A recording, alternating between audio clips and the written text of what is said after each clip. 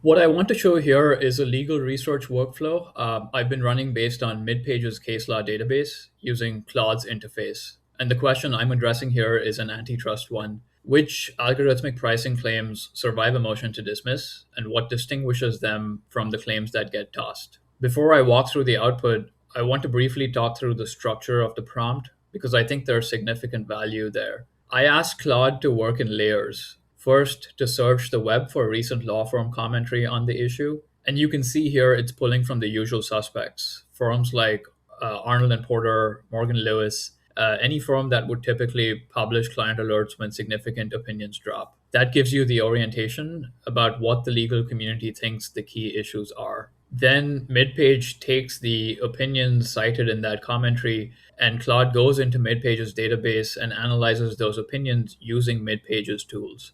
But I explicitly instructed Claude not to stop there. After the secondary sources, it goes into Midpage and looks at additional cases directly, so it can surface any issues that the commentary may have missed or considered not important enough to cover.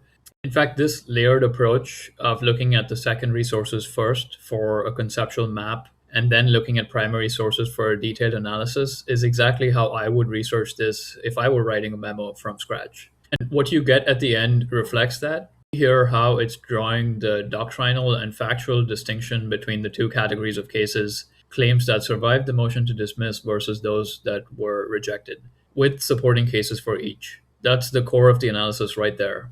As examples, it's here in an antitrust specific context, surfacing the standards of review, per se versus rule of reason, key issues like market definition, standing, antitrust injury. And of course, I then go to the primary sources to verify that it's being cited correctly. But this is a starting point, not a final work product. But as you can see, it's a significant head start. This portion in particular shows the benefit of going beyond the commentary. Issues surface here that you wouldn't necessarily find in a client alert. And finally, I asked for a visual summary. Claude uses its latest capabilities to take the mid-page analysis and turn it into a visual overview of the key takeaways. I see this as the kind of thing you'd put at the front of a memo or share with a busy lawyer who needs to quickly absorb the lay of the land on that particular issue. So the whole workflow runs in a single conversation, about 5 to 6 minutes, and what you end up with is closer to a first draft of a research memo than a chat transcript. But really, the key is how you structure the prompt. My suggestion is layer the research and give Claude explicit permission to go beyond the secondary sources so you can really tap into Midpage's case law database.